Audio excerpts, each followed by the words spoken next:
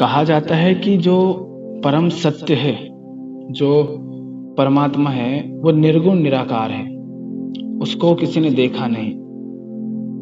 तो ये जो गुरु लोग होते हैं और जो धर्म के नाम पे व्याख्यान देते हैं, तो अनेक बार ऐसा होता है कि ये अपनी ही बात को सत्य कहते हैं कि मैं जो कह रहा हूँ वही सत्य है। तो दूसरा व्यक्ति भी कहता है कि नहीं, तुम गलत हो, मैं सत्य हूँ। तो इस तरह से लोगों में जो है मतभेद होते थे। सब अपनी अपनी बात को सही ठहराने के लिए बहस करने लगते थे। तो जैन धर्म में फिर एक सिद्धांत आया। तो जैन धर्म के जो 3 मूल सिद्धांत है, उनमें से एक सिद्धांत है अनेकांतवाद। 3 सिद्धांत कौन से हैं? अनेकांतवाद, न्यायवाद और स्यादवाद।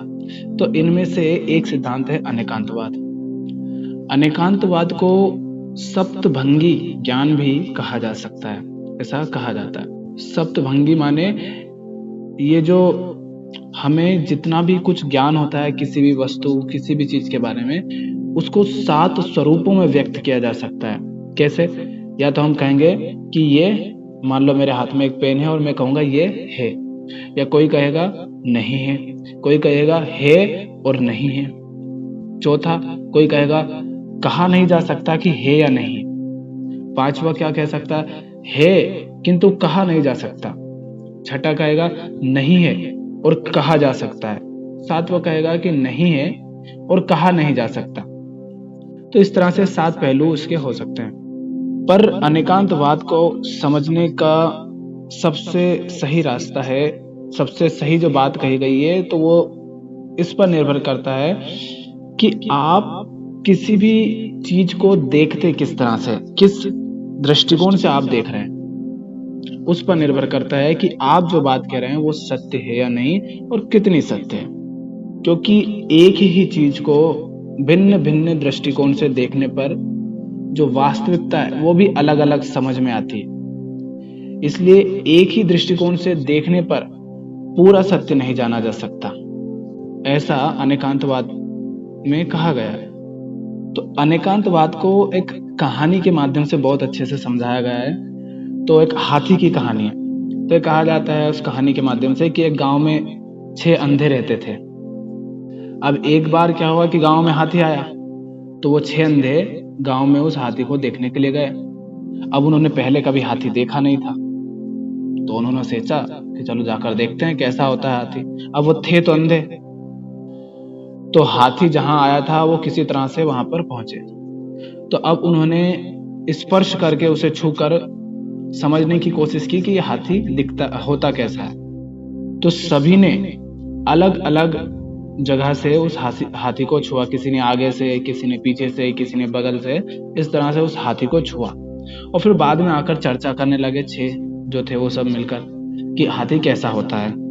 तो जो पहला व्यक्ति है वो कहता है कि हाथी पेड़ की डाली जैसा होता है। तो क्यों? क्योंकि उसने सामने से हाथी को उसको पकड़ा था, माने हाथी की उसने सूंड पकड़ी थी। तो वो कहता है कि डाली जैसा, जैसे पेड़ की डाली होती है ना, इस तरह से हाथी होता है। तो दूसरा व्यक्ति कहता है नहीं, तुम गलत कह रहे हो। हाथी एक भाले की तरह होता है, जो भाला होता है ना सैनिक के पास, उसकी तरह। क्यों? क्योंकि उसने हाथी के दांत पकड़े थे, दांतों को छुआ था। तो वो कह रहा है कि हाथी तो भाले की तरह होता है। अब तीसरा व्यक्ति कहता है नहीं, तुम दोनों गलत हो। तीसरा बोलता है कि हाथी तो एक खंबे की तरह होता है। अब वो ऐसा क्यों कह रहा है? क्योंकि उसने हाथी के पैरों को छुआ था, पैरों को पकड़ के देखा था। इसी तरह फिर चौथा व्यक्ति कहता है नहीं भाई, हाथी खंबे की तरह नहीं होता, तुम तीनों गलत हो।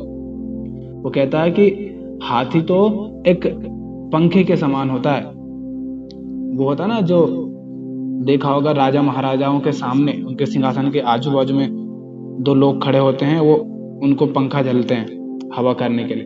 तो क्यों कह रहा है वो ऐसा? क्योंकि उसने हाथी के कानों को छूकर देखा था। तो उसने सोचा यार ये तो पंखे के समान है, क्योंकि पंखा उन्होंने पहले देखा होगा कि पंखा ऐसा होता है। तो वो कह रहा है कि ये पंखे के जैसा होता है हाथी। पांचवा व्यक्ति कहता है कि तुम गलत हो। वो कहता है कि हाथी दीवार के जैसा होता है, क्योंकि उसने हाथी के पेट को छूकर देखा था। तो उसे लगा कि ये तो एक मोटी दीवार की तरह। छठा व्यक्ति कहता है तुम पांचों गलत हो।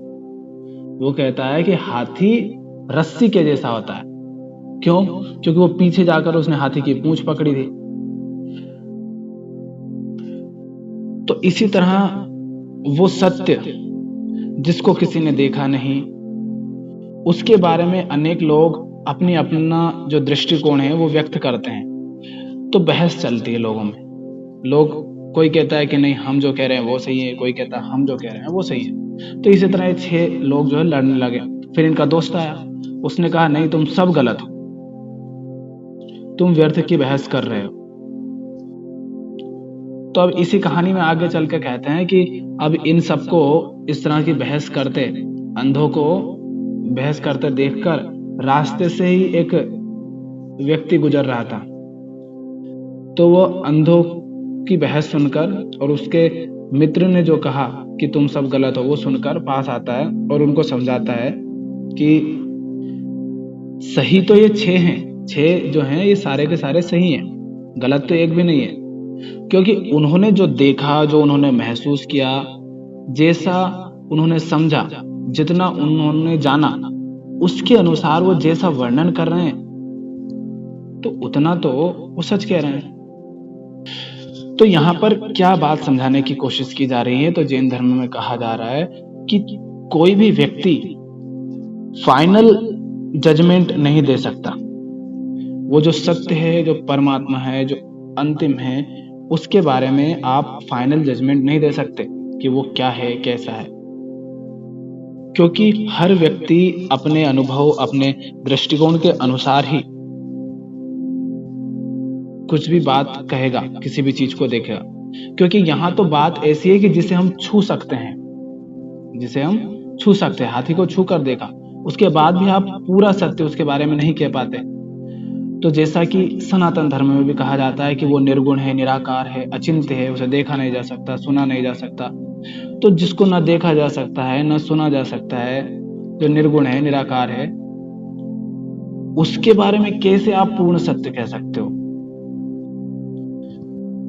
तो कहा जाता है कि एक ही वस्तु में कई गुण होते हैं, पर हर इंसान के अपने दृष्टिकोण की वजह से उसे वस्तु के कुछ गुण दिखाई देते हैं और कुछ नहीं। यही अनेकांतवाद का सार है।